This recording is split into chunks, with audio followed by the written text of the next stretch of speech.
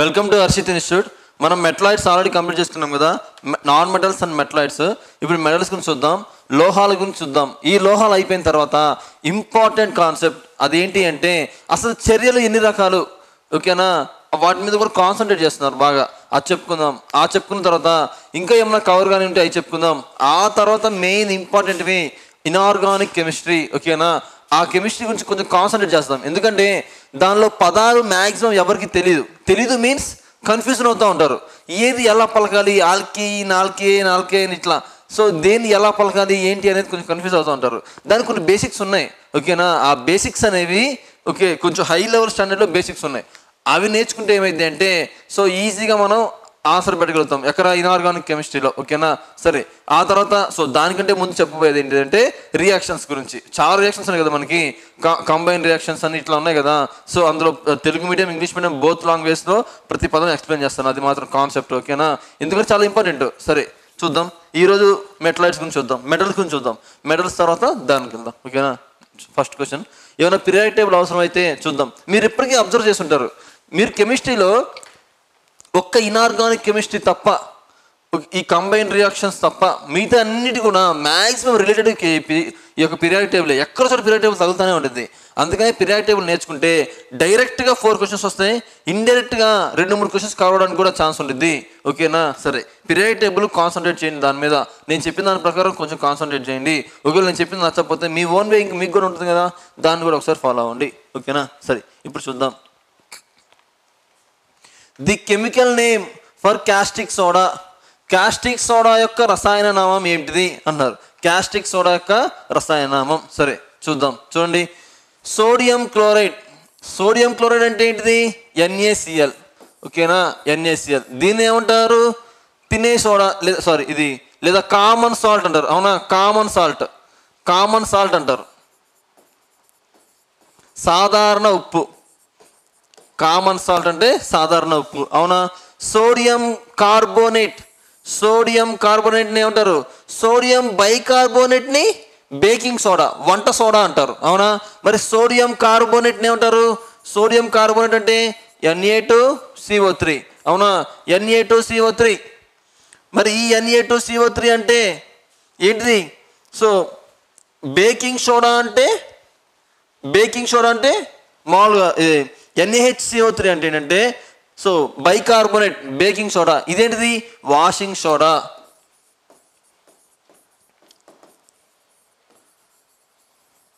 అదే NaHCO3 అంటే sodium bicarbonate.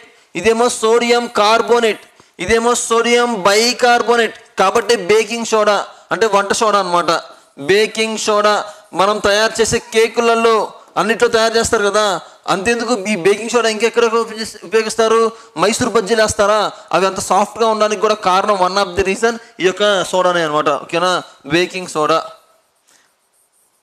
సరే ఓకే, ఇంక తర్వాత వచ్చేసి సోడియం పెరాక్సైడ్. దీన్ని చెప్పే ముందు మీకు ఒక విషయం ఆల్రెడీ తెలిసే ఉంటుంది, అదేంటిది? Hydrogen peroxide, H2O2. Hydrogen peroxide తెలిసే ఉంటుంది మీకు. దీన్ని ఎక్కడ వాడతారు? హైడ్రోజన్ పెరాక్సైడ్ యాంటీసెప్టిక్గా వాడతారా? ఫర్ ఎగ్జాంపుల్, మనకి ఏదన్నా గోరులో కానీ కాలి గోరులో కానీ ఏదన్నా మట్టి వెళ్ళిపోతే మనకు సొల్యూషన్ వేస్తారు పెద్దవాళ్ళు. వాళ్ళకి అది హైడ్రోజన్ పెరాక్సైడ్ అని తెలియకపోవచ్చు. హైడ్రోజన్ పెరాక్సైడ్ అని తెలియకపోయినా కూడా వాళ్ళు ఏం చేస్తారు? ఒక చిన్న బాటిల్ కొనుక్కొచ్చుకొని ఆ బాటిల్ ఏం చేస్తారు? చిన్న రంధ్రం పెట్టి దాన్ని ఆ మట్టి ఎక్కడైతే లోపలికి వెళ్ళిపోయి పుండ్రులాగా అయిందో బాగా పెయిన్ వస్తూ ఉంటుంది కదా లోపలికి. మరి ఈ యొక్క మట్టి వెళ్తే బాగా పెయిన్ వస్తుంది కదా రియాక్షన్కి. సో అదేం చేస్తారు? దానిలో ఇలా ఫిల్ చేస్తారా? ఫిల్ చేసినప్పుడు ఏమైంది? బుడగలుగా బయటకు వచ్చేస్తుంటుంది ఆ మట్టి.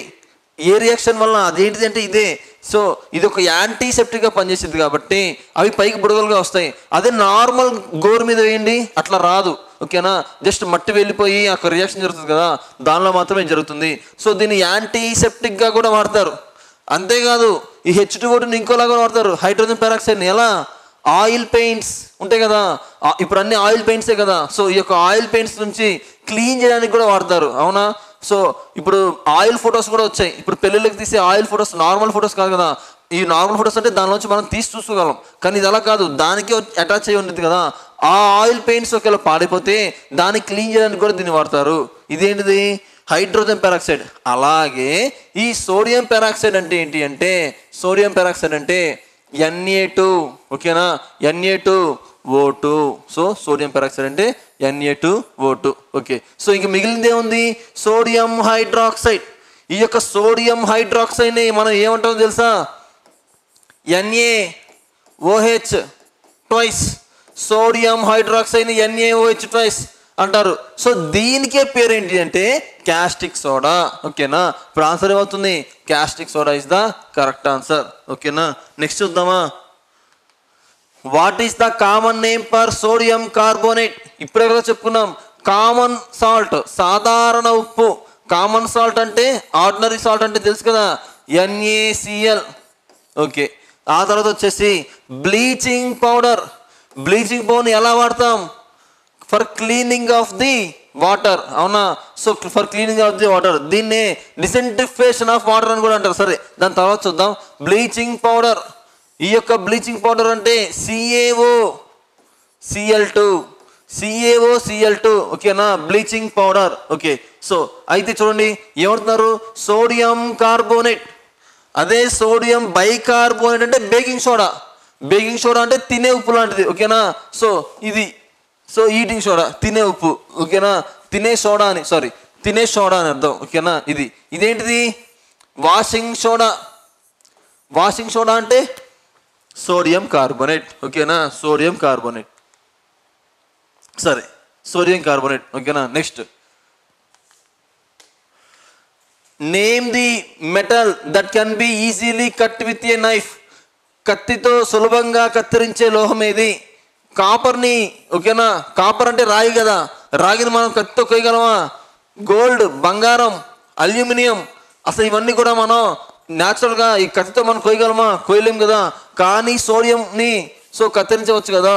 సో ఇది వెరీ వెరీ వెరీ ఇంపార్టెంట్. ఎందుకు ఇంపార్టెంట్ అంటే స్టాండర్డ్ బిట్ ఇది. ఓకేనా, చాలా స్టాండర్డ్ బిట్. ఒక రైల్వేలోనే కాదు, చాలా ఎగ్జామ్లో నెంబర్ ఆఫ్ ఎగ్జామ్స్ అడిగేస్తున్నారు. సో సోడియం అనేది మనం సులభంగా కత్తిరించవచ్చు. 3 హార్డ్ మెటల్స్ ఇచ్చేసి 1 సాఫ్ట్ మెటల్ ఇస్తూ ఉంటారు. ఓకేనా, నెక్స్ట్ క్వశ్చన్ చూద్దాం. Which of the following metals are stored in kerosene? ఓకేనా, క్రింది వాటిలో కిరోసిన్లో నిల్వ చేయబడే లోహం ఏది? చూడండి, ఇక్కడ నేను ఒక చిన్న డైలమా ఉంటుంది అందరికీ. సో దాని గురించి నేను ఎక్స్ప్లెయిన్ చేస్తాను. చూడండి, ఇన్ జనరల్గా అయితే ఆల్కలీన్ మెటల్స్ అంటే క్షారలోహాలు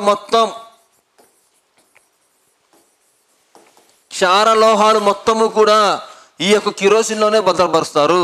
క్షారలోహాలు అంటే ఫస్ట్ వినండి ఆ డైలమా ఏంటో. క్షారలోహాలు అంటే ఏంటంటే ఫస్ట్ గ్రూప్ ఎలిమెంట్స్ మన పీరియాడిక్ టేబుల్లో ఉండే ఫస్ట్ గ్రూప్ ఎలిమెంట్స్ మొత్తము కూడా క్షారలోహాలు అంటారు. అవునా? ఈ క్షారలోహాలు మొత్తము కూడా దేనిలో భద్రపరుస్తారు అంటే కిరోసిన్లోనే భద్రపరుస్తారు. అయితే జనరల్గా అయితే ఆప్షన్ని బట్టి మనం వెళ్ళాల్సి వస్తుంది. ఎప్పుడైతే ఆప్షన్లో అన్నీ ఇచ్చేసి అంటే హైడ్రోజన్, ఓకేనా, hydrogen, lithium, sodium, potassium, rubidium, caesium, francium ఇలా ఉన్నాయో, ఇప్పుడు ఈ ఆప్షన్స్ మొత్తం ఇచ్చినప్పుడు అన్ని క్షారలోహాలు ఇస్తే ఒకవేళ 4 ఆప్షన్లలో ఈ 2 ఎక్కడున్నాయో ఐడెంటిఫై చేసుకోవాలి. అంటే ఏంటిది? సోడియం, ఓకేనా, పొటాషియం అంటే నేట్రియం, కాలియం, ఈ లాటిన్ నేమ్స్ కదా, ఇవి ఎక్కడున్నాయో ఐడెంటిఫై చేసుకోవాలి. ఈ రెండింటిలో ఒకటి పిక్ చేయాలి. కానీ ఈ 2 ఒకేసారి ఆప్షన్లో ఇవ్వరు. ఇది ఇస్తే ఇది ఇవ్వరు, ఇది ఇస్తే ఇది ఇవ్వరు, 2 ఒక ఆప్షన్లో ఇవ్వరు. ఓకేనా, సో నేను మీకు ఇక్కడ ఏం చెప్తున్నానంటే ఇన్ జనరల్గా అన్ని క్షారలోహాలు అంటే ఫస్ట్ గ్రూప్ ఎలిమెంట్స్ మొత్తము కూడా ఈ యొక్క కిరోసిన్లోనే భద్రపరుస్తారు. కానీ మీరు ఆప్షన్ని బట్టి వెళ్ళాలి. కాబట్టి ఇస్తే ఒకవేళ అన్ని క్షారలోహాలు ఇచ్చేస్తే అప్పుడు మీరు ఈ 2 ఎక్కడున్నాయో చెక్ చేసుకోవాలి. ఈ రెండిట్లో ఏదో ఒకటే ఇస్తారు, 2 ఇవ్వరు. ఓకేనా, సో ఇది కానీ ఇస్తే పిక్ చేసుకోవాలి. ఓకేనా, సరే. ఒకవేళ ఈ 2 కూడా ఇవ్వకుండా ఉంటే ఫస్ట్ గ్రూప్ ఎలిమెంట్స్ ఇంకా ఏమన్నా ఇచ్చారా అంటే రుబీడియం కానీ, సీజియం కానీ, ఫ్రాన్సియం కానీ ఏమన్నా ఇచ్చారా అది కూడా చెక్ చేసుకోవాలి. ఆప్షన్స్ చూస్తే ఏమి ఇచ్చారో మీకు కూడా అర్థమవుతుంది. ఓకేనా, సరే. ఇప్పుడు చూడండి, ఇక్కడ కన్ఫ్యూజన్ లేకుండా ఇచ్చేసారు. ప్లాటినం, కాపర్, సోడియం, గోల్డ్ ఇప్పుడు ఇందులో ఆన్సర్ ఏమవుతుంది? క్షారలోహాలు ఏంటిది? సోడియం ఇచ్చేసారా? సోడియం ఇచ్చారు. ఇదే ఇంకొక ఆప్షన్లో పొటాషియం ఇవ్వరు. అర్థమవుతుందా? ఏదో ఒకటే ఇస్తారు. కాబట్టి ఇప్పుడు ఆన్సర్ ఏమవుతుంది? సోడియం. కానీ మీరు గుర్తుపెట్టుకోవాల్సింది ఏంటిది? ఫస్ట్ గ్రూప్ మొత్తాన్ని కూడా పెడతారు కిరోసిన్లో, కాకపోతే మెయిన్ ఇంపార్టెంట్గా సోడియం పొటాషియం గుర్తుపెట్టుకోవాలి. ఆప్షన్ బట్టి వెళ్ళాలి. ఓకేనా? Next. Welcome to Harshith institute. Vijayawada మహానగరంలో 2009 సంవత్సరంలో ప్రారంభించబడి అనేక వేల మంది అభ్యర్థులను ప్రభుత్వ ఉద్యోగులుగా తీర్చిదిద్దిన మన హర్షిత్ ఇన్స్టిట్యూట్ గత 12 సంవత్సరాల్లో సుమారు 18,000 మందిని ప్రభుత్వ ఉద్యోగులుగా తీర్చిదిద్దింది. ఇప్పటి వరకు 5 సార్లు నిర్వహించినటువంటి ఈ యొక్క నోటిఫికేషన్స్లో అనేక సార్లు స్టేట్ ఫస్ట్ సాధించినటువంటి ఘనత మన హర్షిత్ ఇన్స్టిట్యూట్ది. ప్రస్తుతం మన హర్షిత్ ఇన్స్టిట్యూట్ యొక్క ప్రత్యేకతలు 24/7 24 గంటలతో కూడినటువంటి లైబ్రరీ సదుపాయం. అంతేకాకుండా ఇదే లైబ్రరీలో మనకు అత్యున్నత ప్రామాణిక గ్రంథాలు అందించడం అనేది జరుగుతుంది. నెక్స్ట్, ఈ లైబ్రరీతో కూడినటువంటి ఈ లైబ్రరీలో మనకు వివిధ సబ్జెక్టులకు సంబంధించినటువంటి ఎకానమీ, పాలిటీ, హిస్టరీ, జోగ్రఫీ మరియు అన్ని సబ్జెక్టులకు సంబంధించినటువంటి పూర్తి స్థాయి స్టడీ మెటీరియల్ మీకు అందించడం అనేది జరుగుతుంది. అంతేకాకుండా జాయిన్ అయిన ప్రతి అభ్యర్థికి పూర్తి స్టడీ మెటీరియల్ మరియు అభ్యర్థి ఏ ఎగ్జామ్ అయితే రాయకపోతున్నాడో ఆ ఎగ్జామ్కు సంబంధించినటువంటి సిలబస్ ప్రతి ఒక్కరికి అందించడం అనేది జరుగుతుంది. అంతేకాకుండా స్టేట్ ఫ్యాకల్టీ మన ఇన్స్టిట్యూట్లో బోధించేటటువంటి ప్రతి ఫ్యాకల్టీ కూడా economy, polity, arithmetic and reasoning తదితర సబ్జెక్టులకు సంబంధించినటువంటి ప్రతి ఫ్యాకల్టీ కూడా ఎంతో అనుభవము, అంకితభావము కలిగినటువంటి ఫ్యాకల్టీ మన యొక్క ఇన్స్టిట్యూట్లో ఉండడం అనేది జరుగుతుంది. అంతేకాకుండా మన ఇన్స్టిట్యూట్ యొక్క మరొక ప్రత్యేకత డైలీ టెస్టులు నిర్వహించడం మరియు వీక్లీ, మంత్లీ ఎగ్జామ్స్ నిర్వహించి ఆయా ఎగ్జామ్స్ నందు బహుమతి ప్రదానం చేయడం అనేది మన ఇన్స్టిట్యూట్ యొక్క ప్రత్యేకత. అంతేకాకుండా నాన్ మ్యాథ్స్ స్టూడెంట్స్ ఎవరైతే ఉన్నారో వాళ్ళపై ప్రత్యేక శ్రద్ధ చూపించడం, నెక్స్ట్ వాళ్ళకి ప్రత్యేక తరగతులు నిర్వహించడం అనేది జరుగుతుంది. తప్పనిసరిగా మీరు ఒక్కసారి మన హర్షిత్ ఇన్స్టిట్యూట్ని ఒకసారి సందర్శించండి. హర్షిత్ ఇన్స్టిట్యూట్లో ఉన్నటువంటి ప్రతి అంశాన్ని క్షుణ్ణంగా అవగాహన చేసుకోండి. మరియు ప్రస్తుతం ఎవరైతే హర్షిత్ ఇన్స్టిట్యూట్లో ఉన్నారో ఆ యొక్క విద్యార్థుల్ని వాకప్ చేయండి. మన యొక్క పరిస్థితుల గురించి అవగాహన చేసుకున్న తర్వాతే మన యొక్క హర్షిత్ ఇన్స్టిట్యూట్లో జాయిన్ అవ్వమని కోరడం జరుగుతుంది.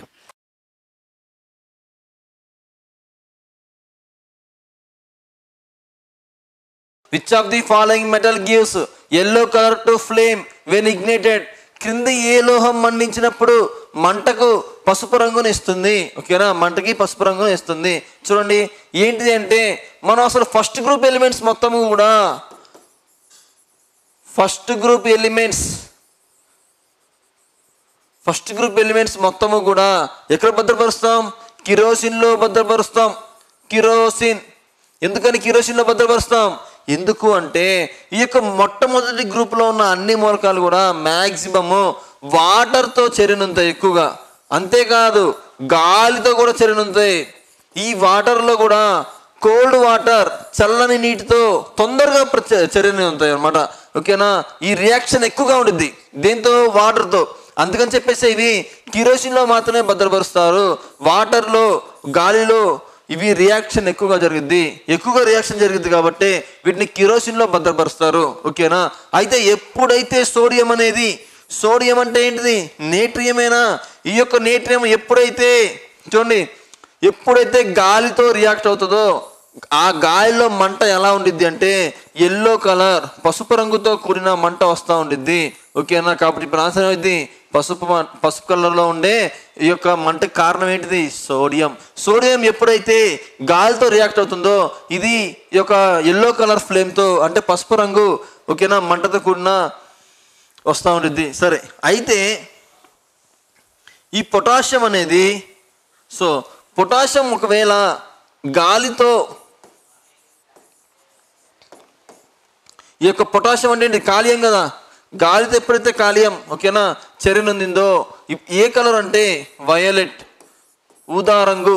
వైలెట్ కలర్ అనేది ఎల్లో ఫ్లేమ్ ఇచ్చేది, పసుపు రంగు మంటని ఇచ్చేదేమో సోడియం. అదే పొటాషియం అయితే వైలెట్ కలరు, ఓకేనా, ఫ్లేమ్ని ఇస్తుంది. Very very important. నెక్స్ట్ వచ్చేసి చూడండి, the chemical formula of sodium carbonate యొక్క రసాయన సూత్రం. ఓకేనా? సోడియం కార్బోనేట్ ఏంటిది? Na2CO3. Very very important. ఎన్నోసార్లు ఎగ్జామ్లో అడుగుతున్నారు. Sodium carbonate Na2CO3. Na2CO3 ఎక్కడుంది? ఇదిగోండి Na2CO3.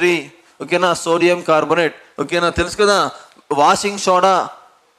Next, when electricity is passed through an aqueous saline solution of a sodium chloride, it decomposes into which of the following? Sodium chloride యొక్క సజల ద్రావణం ద్వారా విద్యుత్తును పంపినప్పుడు అది క్రింది వానిలో దేనిగా విడిపోతుంది? చూడండి, దేనిగా విడిపోతుంది అంటున్నారు. ఓకేనా, సరే ఇది చూడండి. ఎప్పుడైతే ఒక సొల్యూషన్ తీసుకుందాం, ఆక్వస్ సొల్యూషన్, సెలైన్ సొల్యూషన్. ఓకేనా, సో ఇందులో మనం ఏం చేసామంటే ఇందులో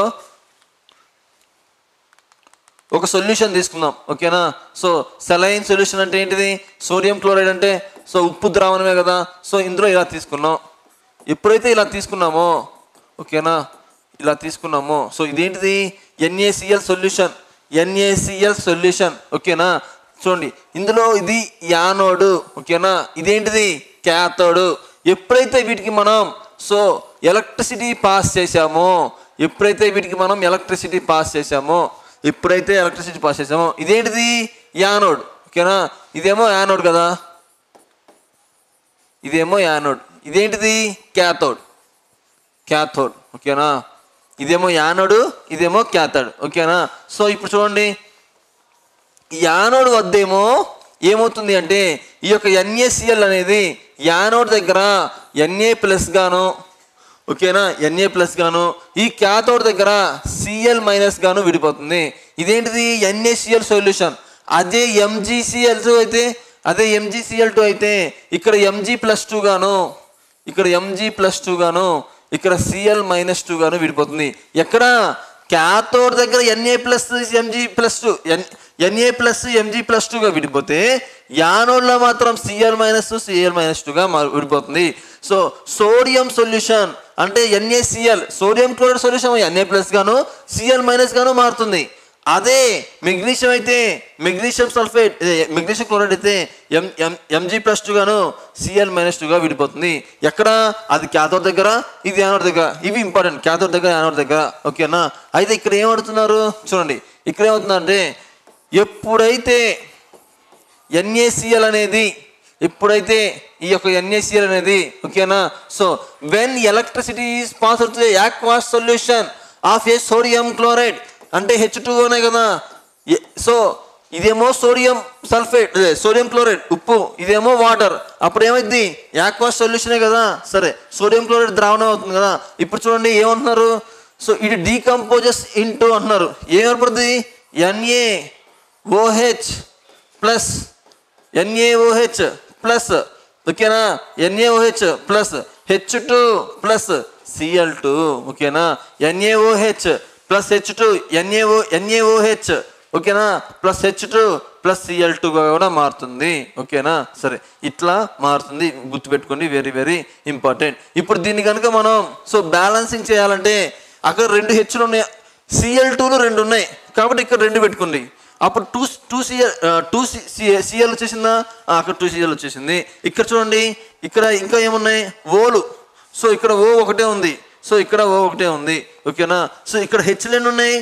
Hలు అనేవి 2 ఉన్నాయి, 3 ఉన్నాయి, ఇక్కడ 2 ఉన్నాయి. కాబట్టి చూడండి ఇక్కడ మాత్రం NaOH ఇక్కడ 2 ఉన్నాయి కాబట్టి ఇక్కడ 2 పెట్టుకోండి. ఓకేనా, సరే ఇప్పుడు 2Na సరిపోయిందా? సరిపోయింది. తర్వాత ఓకే 2O ఉందా? సో ఇంకా ఎన్ని ఉన్నాయి? సో ఇక్కడ 2 పెట్టుకుంటే ఏమైంది? సరిపోయిందా? 4 Hలు ఉన్నాయి, అక్కడ 4 Hలు ఉన్నాయి, 2 Oలు ఉన్నాయి, అక్కడ 2 Oలు ఉన్నాయి, ఇక్కడ 2 Naలు ఉన్నాయి, అక్కడ 2 Naలు ఉన్నాయి, అక్కడ 2 Cl ఉన్నాయి, ఇక్కడ 2 Cl ఉన్నాయి. ఓకేనా, ఇలా బ్యాలెన్సింగ్ కూడా మీరు నేర్చుకోండి. దీని మీద కూడా చెక్ చేసే అవకాశం ఉంది. ఆల్రెడీ అడిగారు, దాన్ని కూడా నేను చెప్పాను ఇంతకుముందు ప్రీవియస్ మన వీడియోస్లో. ఓకేనా, సో ఇలా వచ్చింది కదా. ఒకవేళ ఫ్యూచర్లో అడిగే ఛాన్స్ ఉందేమో, ఒకసారి వినండి. ఈ మొత్తాన్ని ఏమంటారు అంటే, ఈ మొత్తాన్ని కూడా చూడండి,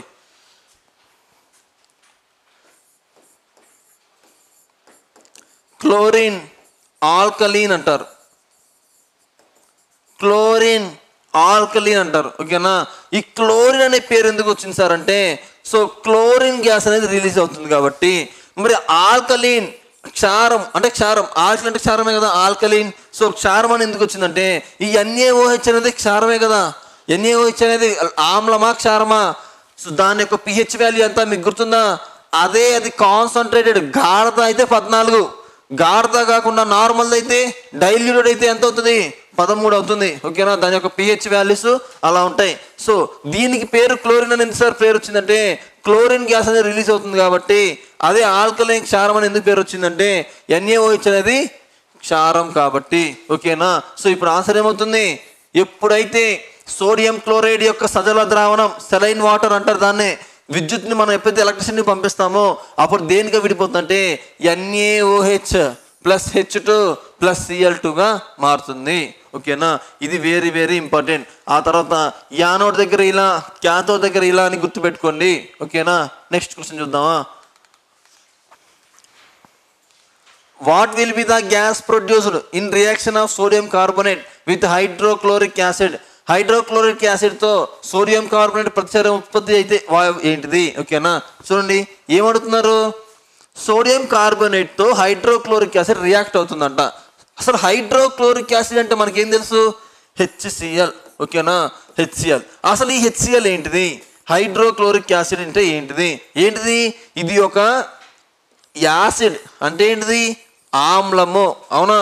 acid plus reaction with sodium carbonate. Hydrochloric acid sodium కార్బోనేట్తో ప్రతిచర్య ఉంటే మరి సోడియం కార్బోనేట్ అంటే ఏంటిది?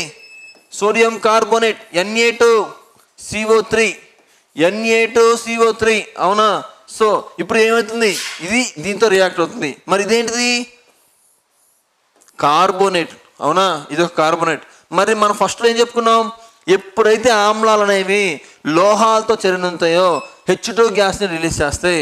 ఎప్పుడైతే ఆమ్లాలు కార్బోనేట్తో కానీ బైకార్బోనేట్లతో కానీ చర్యనుంటే CO2 గ్యాస్ని రిలీజ్ చేస్తాయి. ఇప్పుడు CO2 గ్యాస్ ఎక్కడ ఉంది? ఇదిగోండి CO2 గ్యాస్ ఇక్కడ ఉంది. సో చూడండి, అంతేకాదు ఇంకా ఇక్కడ H2O రిలీజ్ అవుతుంది, వాటర్ రిలీజ్ అవుతుంది, CO2 కూడా రిలీజ్ అవుతుంది. ఓకేనా? సో వాటర్ రిలీజ్ అవుతుంది, CO2 కూడా రిలీజ్ అవుతుంది. అండ్ సో ఇంకా రిమైనింగ్ ఏమైనా ఉంటే సో ఈ రియాక్షన్లో అది కూడా రిలీజ్ అవుతుంది. Very very important. సో అదే ఇక్కడ కార్బోనేట్స్ బైకార్బోనేట్స్ అనుకోకుండా so acids are reacts with metals, లోహాలతో అంటే హైడ్రోజన్ గ్యాస్. ఓకేనా? నెక్స్ట్ చూద్దామా? Natrium is the Latin name of which of the following? Natrium అనేది క్రింది వానిలో దేని యొక్క లాటిన్ నేము? ఓకేనా? దేని యొక్క లాటిన్ నేమ్? నేట్రియం అంటే సోడియం, అంతే కదా? సోడియం అంటే ఏంటిది? Na. సోడియం అంటే Na, దీనే కదా నేట్రియం అంటాం. మరి పొటాషియం, కాలియం. ఓకేనా? కాలియం. ఈ ఆల్రెడీ మనం పీరియాడిక్ టేబుల్లో చెప్పుకున్నాం. సరేనా? మిగతాయి నార్మల్గానే వచ్చాయి, లాటిన్ నేమ్స్ ఏం కాదు. ఓకేనా? Next, the sodium metal is kept inside the dash to prevent the explore to oxygen. ఆక్సిజన్తో చర్య పొందకుండా సోడియం లోహంని డాష్ లోపల ఉంచబడుతుంది. సోడియం అనేది ఏ మెటల్? First group element. ఈ యొక్క ఫస్ట్ గ్రూప్ ఎలిమెంట్స్ని ఏమంటారు? Alkaline metals. మరి ఆల్కలైన్ మెటల్స్ ఎక్కడ పెడతారు? చూడండి, కిరోసిన్లో ఉన్నాయి కదా, కిరోసిన్లో భద్రపరుస్తారు. ఓకేనా? సో ఇది ఆల్రెడీ వచ్చింది కదా. Next question, washing soda can be used as. Washing సోడాని అంటే ఏంటిది? వాషింగ్ సోడా అంటే బట్టల సోడా. అవునా? వాషింగ్ సోడాని డాష్గా ఉపయోగిస్తారు. For disinfection of drinking water. క్రిమి సంహారం కోసం దేన్ని వాడతారు? బ్లీచింగ్ పౌడర్ కదా, CaOCl2 బ్లీచింగ్ పౌడర్ కదా వాడతారు. ఓకేనా? కానీ ఇది కాదు కదా. సో ఇది కాదు. Next, disinfection of drinking water, త్రాగునీటిని క్రిమి సంహారం కోసం బ్లీచింగ్ పౌడర్ని వాడతారు. ఓకేనా? సో టు కుక్క కాదు కదా. సరే, to soften the harder water. So చూడండి, అంటే so to soften hot water. To soften the hot water అంటే ఏంటంటే అందులో ఉన్న లవణాలను తొలగించడానికి అని అర్థం. ఓకేనా? నీటిలో ఉన్న లవణాలను తొలగించడానికి, నీటిలో ఉన్న శానిడిటీ లవణత్వాన్ని తొలగించడానికి. నేను ఆల్రెడీ చెప్పాను, శానిడిటీ అంటే లవణత్వం వేటి వల్ల వస్తాయి? NaCl వల్ల కాదు. కాల్షియం మరియు మెగ్నీషియం సల్ఫేట్లు. ఓకేనా?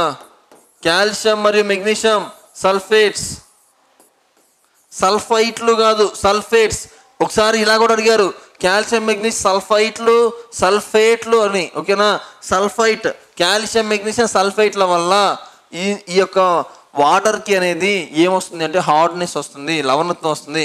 కాబట్టి దాన్ని పోగొట్టడానికి ఏం వాడతారు అంటే వాషింగ్ సోడాని వాడతారు. ఓకేనా, నెక్స్ట్ చూద్దామా. Dash is not one of the ingredient to the toothpaste. Dash అనేది టూత్పేస్ట్ యొక్క పదార్థాల్లో ఒకటి కాదు అంటున్నారు. చూడండి, ఎప్పుడైనా గుర్తుపెట్టుకోండి. చూడండి,